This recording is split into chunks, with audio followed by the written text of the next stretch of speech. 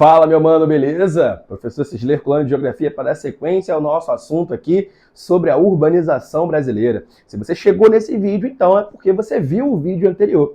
O primeiro vídeo, o vídeo de abertura, a gente vai falar sobre o que é a urbanização, o que o Brasil considera como cidade, quais são os fatores que motivaram o processo de urbanização no Brasil, como que esse processo ele se consolidou. Então é muito importante que você veja o primeiro vídeo, para você poder chegar aqui e entender como que esse processo ele vai se desenrolar. Para o vídeo não ficar muito longo, não ter uma introdução muito longa, eu vou direto ao ponto. Essa nossa aula de agora, como é uma continuação, a gente vai falar de um ponto específico, que vai ser o recorte. Como que se deu esse processo no Brasil? Eu fiz aqui 3 momentos, 3 recortes, para a gente poder entender como que houve esse processo de transferência da população do campo para as cidades. Até porque nesse momento você já tem que saber que o êxodo rural é a base para a gente entender o crescimento das cidades no Brasil.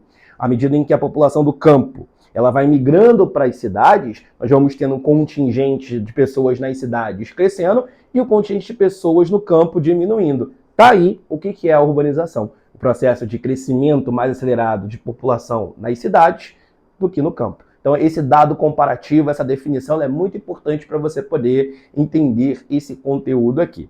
Belezinha, tranquilo. Fiz aqui 3 recortes de 3 diferentes momentos, aonde nós podemos perceber a dinâmica da população brasileira, rural e a população urbana. Então, vou começar aqui sem muita enrolação com a nossa primeira fase. Perceba que ela vai de 1530 até 1930. Nesse período muito longo, de aproximadamente 400 anos, eu digo aproximadamente porque a gente sabe que não é um número redondo, exato os 400 anos, mas a gente vai ter uma base de análise que vai pegar esse recorte. O Brasil ele foi uma colônia, ele foi um império, e esse período pega o iniciozinho da República ali até o momento que o Getúlio Vargas entra no poder em 1930. Então é um recorte muito longo que a gente vai analisar aqui na dinâmica populacional brasileira. E é um recorte longo porque nós temos uma questão em comum. Em todo esse momento, Brasil colônia, Império e iniciozinho da República, a nossa economia era uma economia que se baseava principalmente no setor primário. Na verdade, eu posso dizer que é exclusivamente no setor primário. Setor primário é aquele setor da economia que engloba agricultura, pecuária, extrativismo. E você sabe que essas atividades de trabalho estão diretamente ligadas ao campo. Logo, a gente percebe que aonde tinha trabalho, aonde dava a possibilidade de subsistência, era no campo. Por isso que nesse longo recorte da nossa análise aqui nessa primeira fase, nós vamos perceber que a população do Brasil é basicamente uma população rural. Mas isso não significa que não existiam cidades. Muita gente pensa assim, a urbanização do Brasil se intensificou no século XX, então não existiam cidades lá no século XIX, no século XVIII, no século XVII. Na verdade, tínhamos cidades sim. Só que não eram tantas cidades como nós temos hoje, mais de 5.000 cidades no Brasil.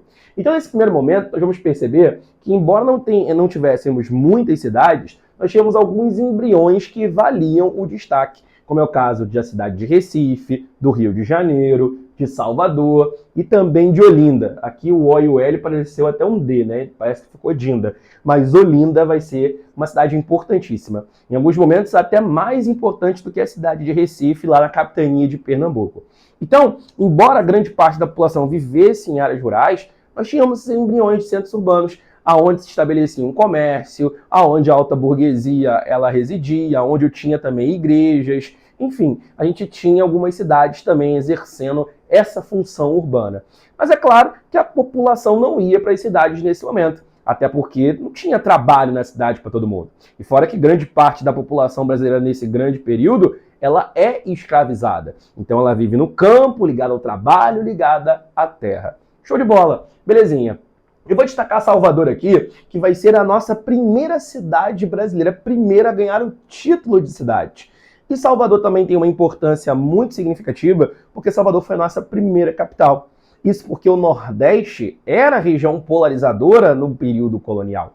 A gente tinha ali o ciclo da cana-de-açúcar, anteriormente o ciclo do pau-brasil, que, de certa forma, eram economias muito fortes na zona da mata nordestina. Mas também no Nordeste se desenvolveu a pecuária, se desenvolveu uma policultura para subsistência, que foi fortalecendo essa região. Então, por isso, a primeira capital do Brasil foi a cidade de Salvador, e Salvador também vai ser a primeira cidade brasileira. Show de bola? Beleza. Outra coisa importante é que as cidades que nós tínhamos era basicamente na nossa faixa litorânea. A gente vai ter ali do século XVI, século XVII, as cidades se desenvolvendo principalmente nas áreas litorâneas. E por que não no interior, professor? Ora, porque no primeiro momento havia um desconhecimento do interior por parte dos nossos colonizadores. Mas o ponto principal, pelo fato de as cidades ficarem nas áreas litorâneas, é porque a nossa economia era uma economia exportadora. Era uma economia que tinha um foco para enviar os nossos produtos, as nossas matérias-primas para o mercado externo. Então, as cidades desenvolviam portos, desenvolviam estruturas que tinham a finalidade de mandar grande parte dessas matérias-primas para fora.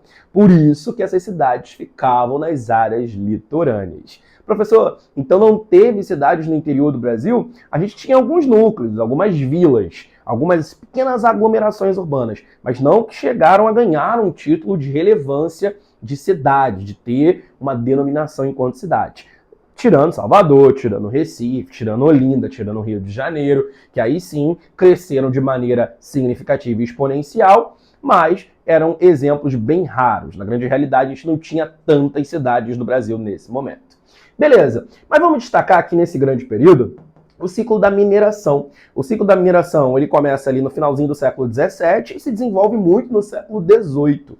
O ciclo da mineração vai ser responsável, primeiramente, pela transferência da capital em 1763.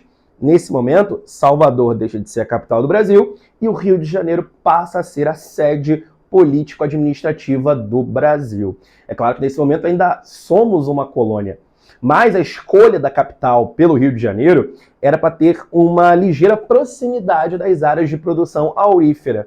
Ora, a gente teve a descoberta de ouro no interior do Brasil. Destaque ali para onde nós hoje temos o estado de Minas Gerais, mas também Goiás, Mato Grosso do Sul, foram áreas que se desenvolveram a exploração aurífera.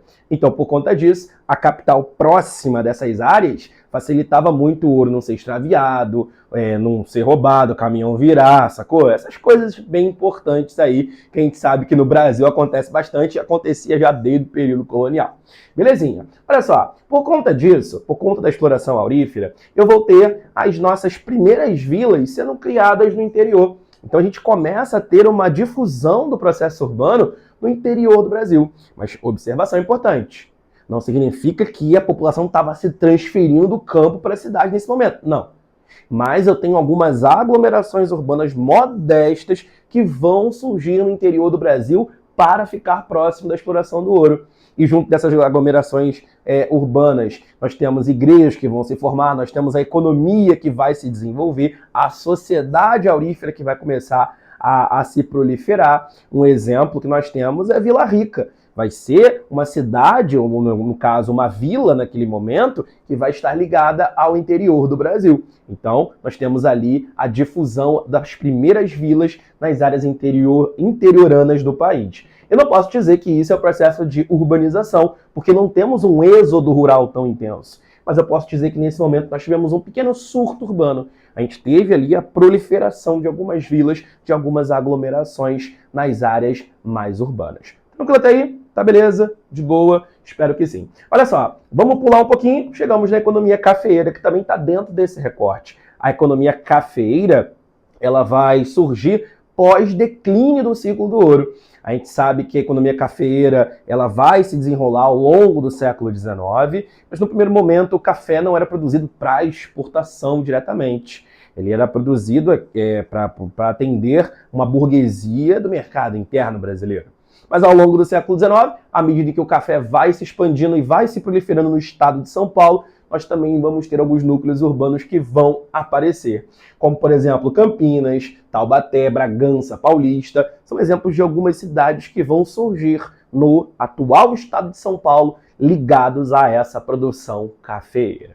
Beleza. Agora, vale ressaltar que nesse momento, embora algumas cidades tenham surgido, tanto no interior com a economia aurífera, quanto na economia cafeeira, Rio de Janeiro sendo a nossa capital nesse momento, beleza. Mesmo tendo esses surtos urbanos, a nossa população ainda é majoritariamente rural. Então, por isso que eu vou dizer que o Brasil, nesse momento, ainda é um país agrário. Coloquei aqui, ó, maior parte da população se concentra no campo e não nas cidades. A gente sabe disso porque, para termos a urbanização, nós necessitamos da industrialização.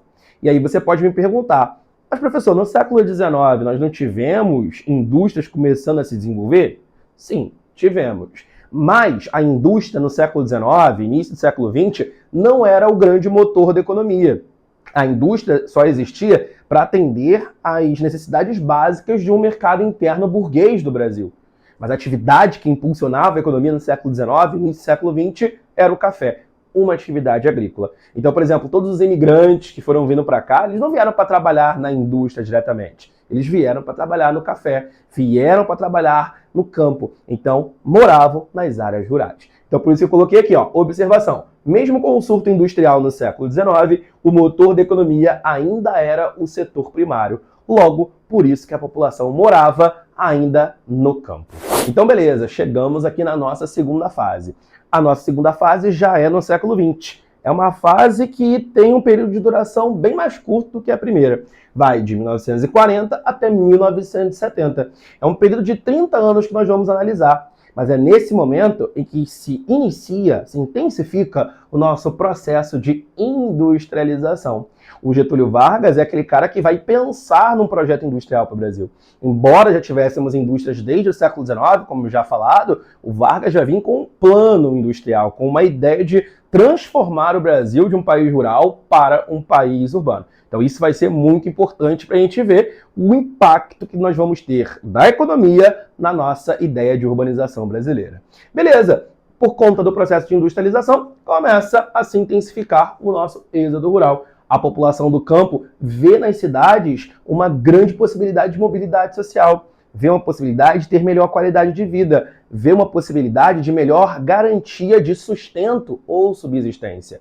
À medida em que a indústria se prolifera nas cidades, nós temos o desenvolvimento do comércio. Logo, temos uma necessidade muito grande de mão de obra que vai ser absorvida de onde? Do campo. Então, por isso que começa um êxodo rural a se intensificar muito mais na década de 1940. Olha só, o êxodo rural ele foi intenso, ou seja, muitas pessoas ao mesmo tempo migraram do campo para a cidade, e as cidades cresceram sem planejamento. Não tivemos um planejamento prévio para receber a galera. Não, o crescimento não foi gradual. À medida em que a população foi chegando, é que a cidade foi se expandindo. Provavelmente você já deve ter ouvido falar ouvido alguém falar assim, quando eu cheguei aqui era tudo mato.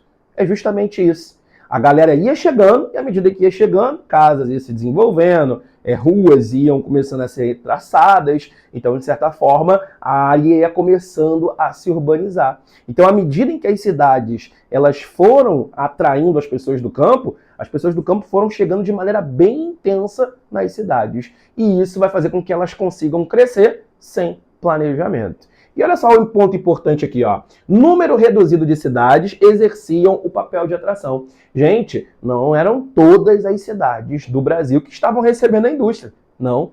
A indústria, no primeiro momento, fica concentrada em Rio de Janeiro e São Paulo. Rio porque é capital e São Paulo porque era o grande centro financeiro. Conseguiu adquirir esse posto por causa da economia cafeira. Num segundo momento, nós vamos ter o desenvolvimento de Porto Alegre, Curitiba, Salvador, Recife, Manaus, Belém e Brasília, que vai ser a nossa cidade capital. A gente vai ter essas cidades se desenvolvendo. Mas se você parar para pensar, eu não devo ter falado aqui nem 10 cidades. Então você vê que não eram todas as cidades que cresciam. Alguns núcleos ali, com o comando, claro, de São Paulo e Rio de Janeiro, que iam recebendo a população.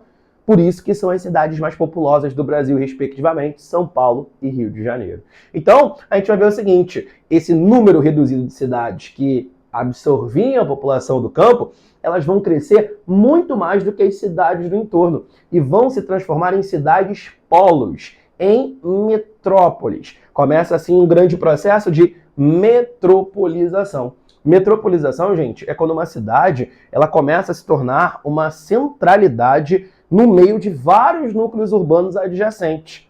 Em outras palavras, a metrópole é a cidade que mais recebeu investimentos, mais gerou empregos, mais atraiu pessoas, logo mais atraiu indústrias e serviços, logo a cidade ela cresce de uma forma muito intensa e muito mais acelerada que as cidades do entorno. Então foi o caso do Rio, foi o caso de São Paulo, foi o caso de Recife, foi o caso de Salvador, foi o caso de Porto Alegre, Curitiba, Brasília, Manaus, Belém, que foram cidades que cresceram muito mais do que as cidades que estão adjacentes dentro do estado. Se você pensa no estado que você tiver aí agora, o estado que você está aí, você pensa na cidade grande desse estado, você vai ver que geralmente essa cidade grande é a capital. Por quê? Porque foi a cidade que mais cresceu dentro de uma hierarquia urbana, dentro de um conjunto de cidades. Então essas cidades passaram por um processo de metropolização e se transformaram em grandes metrópoles. E a população do campo ia para onde? Para essas metrópoles. Porque são nessas metrópoles que você tem serviços, você tem possibilidade de trabalho, você tem melhor qualidade de vida. Isso para a época, né? Porque viver no campo era muito pior do que viver na cidade na década de 40, na década de 50. Então por isso que o êxodo rural começa a se intensificar consideravelmente. Tá pegando a visão? Espero que sim. Então vamos lá. Essa metropolização motivou uma hierarquia urbana, que já a gente vai falar. Hierarquia vai ser a forma como as cidades se dividem pelo seu grau de importância.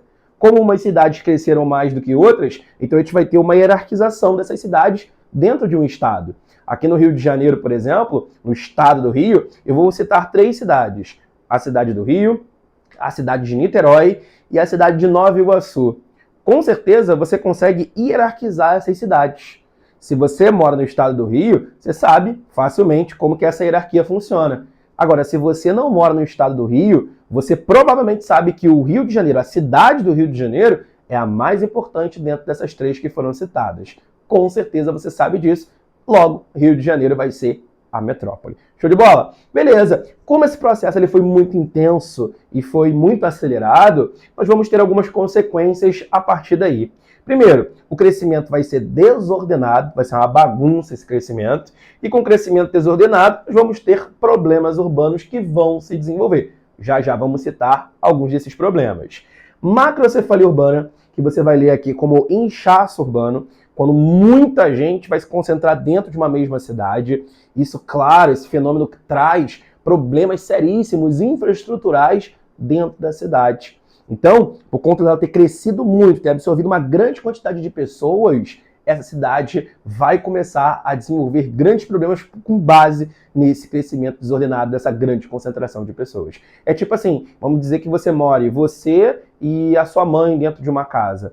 Aí, do nada, começam a chegar pessoas. Você chama a tua namorada para morar junto, a tua mãe chama o teu irmão para morar junto também. Do nada, vocês dois, você e tua namorada tem um filho, vai morar junto dessa casa também. Você recebe visita no carnaval. Você não consegue perceber que a tua casa vai ficar muito cheia? Ela vai dar conta de receber toda essa galera? Então, esse é o ponto que você tem que pensar. Isso é a macrocefalia urbana. A cidade recebeu muitas pessoas e, de certa forma, não tinha como se planejar para poder receber toda essa galera. Então começam os serviços a ficarem bem deficientes. Beleza. Em 1973, são criadas as regiões metropolitanas. Por quê? Uma vez que a metrópole cresceu muito e começou a polarizar as cidades do entorno, é necessário, por parte do Estado, a gente ter um planejamento integrado para todas as cidades. Eu não posso pensar só na metrópole, em investimentos para a melhoria da metrópole. Eu tenho que pensar em todas as cidades que estão no entorno da metrópole. Até porque à medida em que a metrópole vai crescendo, essas cidades do entorno vão sendo impactadas. Elas começam a se conurbar, que você deve saber que é a junção de núcleos urbanos. Se você não sabe, a próxima aula é uma aula só sobre conceitos e você vai ver o conceito conurbação. Então muitas pessoas vão começar a residir nessas cidades do entorno da metrópole. Por conta disso, vai ter a necessidade por parte do Estado de fazer um planejamento que seja integrado entre a metrópole e os seus núcleos adjacentes. Região metropolitana é o conjunto de municípios que estarão integrados à cidade central e integrados à metrópole. Então, de certa forma, nós temos ali, como se fosse a região metropolitana, uma área exclusiva para o planejamento dessas cidades ligadas à metrópole. Beleza, tranquilo. Principais problemas que nós vamos ter nas grandes metrópoles. E eu posso ir ainda além.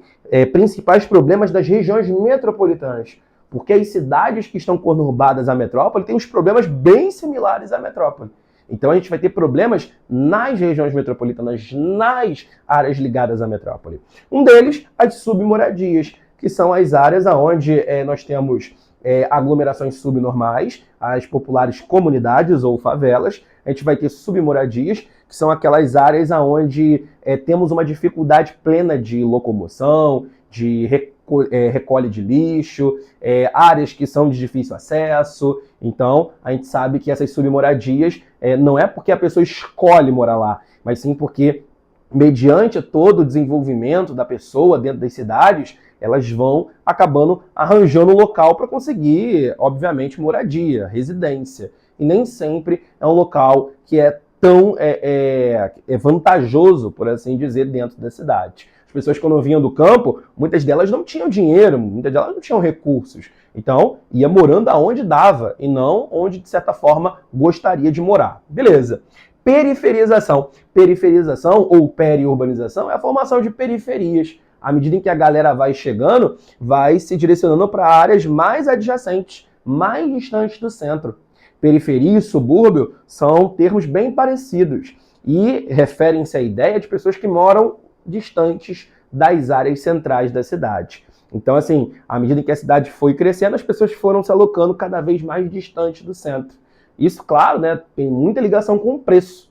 Viver no centro, muito caro. Então as pessoas foram se aglomerando cada vez mais distante, cada vez mais para o interior da cidade e formaram grandes periferias, ok? Beleza. Intensos fluxos pendulares, meus amigos. Fluxo pendular vai ser aquela migração diária entre diferentes cidades. Como cidades começam a se conurbar a metrópole, muitas pessoas vão sair dessas cidades do entorno para poder trabalhar, para poder estudar, para poder, de fato, conseguir aquilo que lhe vai ser interessante na metrópole. Então começam fluxos diários entre as cidades do entorno e a metrópole. Esses fluxos são conhecidos como fluxos pendulares. Ora, aqui no estado do Rio de Janeiro, eu tenho uma cidade que vai ser a cidade de Belford Roxo, como exemplo aqui pra gente. Se um cara está em Belford Roxo, ele passa, por exemplo, para uma faculdade estadual, uma faculdade pública, esse cara vai ter que sair de Belford Roxo para poder estudar no Rio de Janeiro. Porque aqui no Rio de Janeiro a gente tem, por exemplo, a UERJ, a gente tem, por exemplo, a UFRJ. Então, assim, de certa forma, esse cara vai ter que vir todos os dias para cá para o Rio de Janeiro e voltar para a cidade dele, que é Belford Roxo, fazendo essa migração constante, esse fluxo pendular.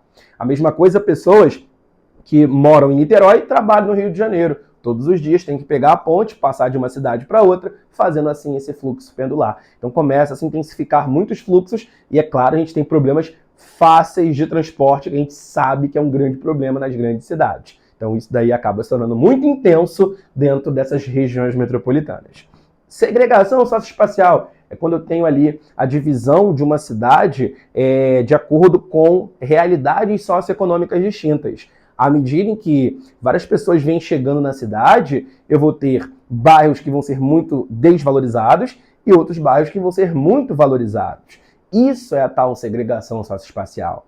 Diferentes realidades socioeconômicas dentro de um mesmo espaço urbano. Todos vivem na mesma cidade, mas nem sempre todas as áreas são bem atendidas por serviços públicos, nem todas as áreas têm uma infraestrutura decente. Aqui no Rio de Janeiro, por exemplo, tudo que está próximo ao centro e à zona sul, a infraestrutura é eficaz, os serviços são eficazes. Mas quanto mais você vai indo para o subúrbio, vai ficando deficitário. Questão de ruas, transporte, escolas, hospitais, habitações, vão ficando cada vez mais precárias. E isso porque exatamente nós temos áreas valorizadas e pouco valorizadas. Beleza, desemprego e insegurança. Muita gente vai chegar na cidade, nem sempre essa mão de obra vai ser totalmente absorvida. Isso gera o desemprego. E o desemprego, claro, vai gerar um aumento da violência. Então a segurança está ligada diretamente a isso. Lixo urbano, um grande problema também. Muita gente descarta muito material. Então isso acaba aumentando a poluição atmosférica, aumentando o descarte do lixo, que muitas das vezes é ilegal, é irregular e acaba gerando problemas, como é o caso das grandes enchentes. Isso acontece muito nas grandes cidades. E aqui, para a gente terminar, nessa parte daqui, o Brasil se torna um país urbano no final da década de 1960, ali próximo a 1967, 68, o Brasil já tem a maioria da sua população vivendo nas cidades e não no campo. Tudo isso graças ao processo de industrialização. E para a gente poder encerrar essa aula, nós temos aqui a nossa terceira fase, que vai dos anos 90 até os dias atuais. Eu posso dizer que é desde os anos 80 até os dias atuais. Mas coloquei ali anos 90, que é quando nós temos uma realidade interessante para poder entender sobre a nossa indústria. Nos anos 90, a indústria ela começa a realizar um processo de dispersão. A indústria começa a sair das grandes metrópoles ou regiões metropolitanas e começa a se deslocar para áreas onde o preço da terra, os impostos e o caos ele é muito menor. Então a indústria começa a fazer um processo de realocação. Eu não vou nem dizer que é só saindo das regiões metropolitanas. A indústria muitas das vezes sai das regiões metropolitanas muito densas, como Rio, São Paulo e Belo Horizonte, e vai para regiões metropolitanas menos densas, como Recife, Salvador, Porto Alegre. Isso também pode acontecer. Mas fato é que começa um processo de dispersão da nossa indústria, um processo de desconcentração industrial. Por que isso acontece? Bom, problemas nas grandes regiões metropolitanas, problemas nas grandes cidades, nas grandes metrópoles, começa tudo isso a pesar muito na ideia de uma indústria, de uma empresa se instalar ou permanecer na região metropolitana. E junto a isso nós temos também o elevado custo dos impostos, do preço da terra, da energia. Tudo isso causa um custo muito grande nas grandes cidades. Então o que as indústrias começam a fazer? Começam a sair dessas grandes cidades e começam a deslocar para cidades menores ou cidades médias. Essas, a partir da década de 80, começam a oferecer incentivos fiscais, começam a oferecer terrenos, a seduzir toda essa atividade ligada ao capital. Por conta disso, nós vamos ter ali um processo bem distinto. Bom, uma vez que todos esses problemas aconteceram ali nas grandes metrópoles, eu vou ter a diminuição dos fluxos migratórios. Ou seja, hoje as pessoas que saem do campo, elas não buscam diretamente as grandes metrópoles. Não que não estejam chegando pessoas ainda nas grandes metrópoles, nas regiões metropolitanas, mas o fluxo já é menor em comparação lá ao nosso passado, a nossa segunda fase. Hoje, embora cheguem pessoas ainda nas regiões metropolitanas, a gente tem um fluxo bem menor se comparado a tempos anteriores. A ideia anteriormente de morar na cidade grande era uma coisa muito boa.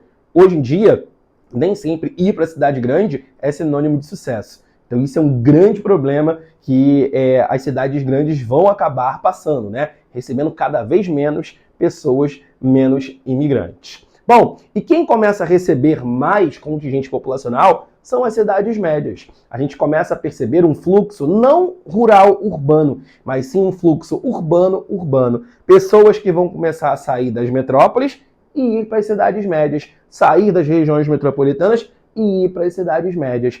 O nome desse processo vai ser a desmetropolização, a saída das grandes metrópoles, a saída das regiões metropolitanas em direção às cidades menores, às cidades médias que estão em grande processo de crescimento. Ora, cidades médias anteriormente não tinham infraestrutura, não tinham serviço, não tinha trabalho. Então, ninguém queria muito ir para a cidade média. Hoje, cidades conseguem se desenvolver de uma forma mais autônoma e desenvolver, claro, serviços e comércio. E isso, claro, exige mão de obra. Por isso que muitas pessoas começam a migrar para essas cidades médias, gerando esse processo de desmetropolização. Eu quero que você ligue desmetropolização à dispersão industrial. Porque primeiro acontece a dispersão industrial, para depois acontecer a desmetropolização. Primeiro a indústria chega para gerar um crescimento urbano nessa área. Beleza? Isso é um ponto importante. Olha só, em 2001 nós vamos ter a criação do Estatuto da Cidade. O Estatuto da Cidade vai ser uma lei que permite uma cidade orientar e também melhorar o seu planejamento. Visa a ocupação do solo urbano de maneira mais planejada, desenvolvimento melhor de infraestrutura, ligado, claro, atualmente a um planejamento urbano, coisa que não aconteceu no passado. E dentro do Estatuto da Cidade nós vamos ter o Plano Diretor, que é o mecanismo que orienta para esse planejamento ser mais eficaz. Para eu ter o plano diretor, a cidade tem que ter ali pelo menos 20 mil habitantes. Quem tem menos de 20 mil não tem essa obrigação. Mas a cidade tem mais de 20 mil habitantes, é necessário plano diretor para poder orientar como que a cidade ela vai ser gerida a partir daquele momento com o melhor planejamento.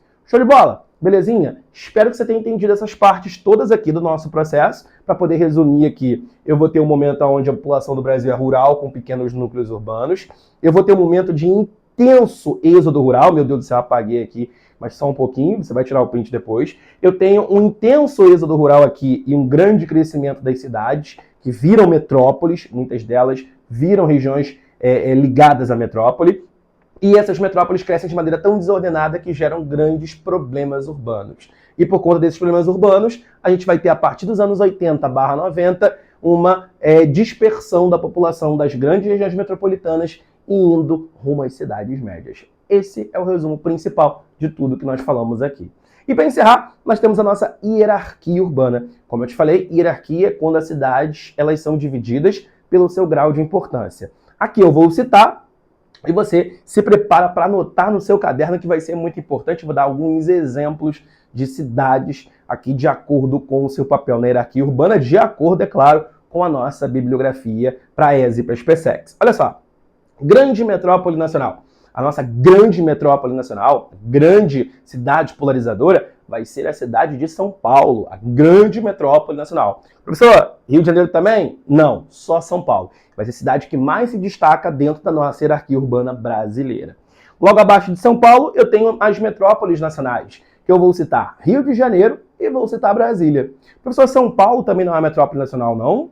Claro que é. Mas se ela é uma grande metrópole nacional, ela também vai ser uma metrópole nacional.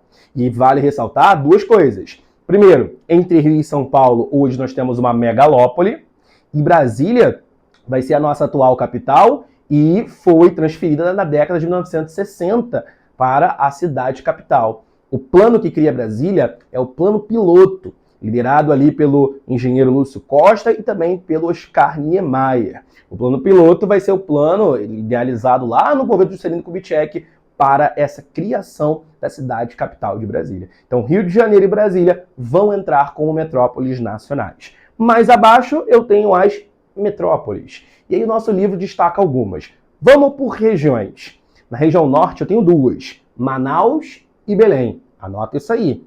No Nordeste eu tenho três, Salvador, Recife e Fortaleza. Anota isso aí. No Centro-Oeste eu tenho uma metrópole, que vai ser Goiânia. Claro que Brasília também é uma metrópole, mas Brasília é uma metrópole nacional. Também, claro, é uma metrópole, mas é uma metrópole nacional, acima desses status. Então, no Centro-Oeste, eu vou direcionar aqui para você apenas anotar Goiânia. No sul do Brasil, eu tenho duas, Curitiba e Porto Alegre. Anota isso daí, beleza? E no Sudeste, eu vou ter ali importantes metrópoles, que aí vem a cereja do nosso bolo, da nossa atualização da bibliografia. Estou suando aqui, que é uma beleza, misericórdia. Vocês me perdoem, tá? Mas é que meu ar-condicionado aqui do estúdio ele quebrou, então eu tô suando aqui horrores. Rio de Janeiro é uma coisa de louco, né? Sudeste, sem enrolação, Belo Horizonte e Campinas, a metrópole mais recente que o Brasil tem. Claro que Rio, claro que São Paulo também vão entrar, mas num status um pouco maior. No Sudeste eu vou destacar Belo Horizonte, BH, e vou destacar Campinas também. Beleza? Agora, vale ressaltar que todas as cidades hoje, por conta do processo de globalização, elas têm maior conectividade. Eu tenho uma cidade pequena se conectando à grande metrópole nacional. Eu tenho uma metrópole nacional se conectando a uma vila com facilidade. Eu posso hoje estar numa vila, eu posso hoje estar num centro regional e eu tenho acesso à internet para saber o que está acontecendo na grande metrópole nacional, na metrópole global, na cidade local. Eu tenho transporte que liga de uma vila até uma grande cidade. Enfim, hoje, por causa da globalização, os fluxos ficaram mais intensos. Então, o elo de comunicação hoje da hierarquia urbana não é só uma direto à outra, mas sim todas as cidades conectadas entre si. Isso vale a pena a gente ressaltar. Bom, meus amigos, espero que você tenha entendido. Fica com a gente. Tamo junto. Grande abraço.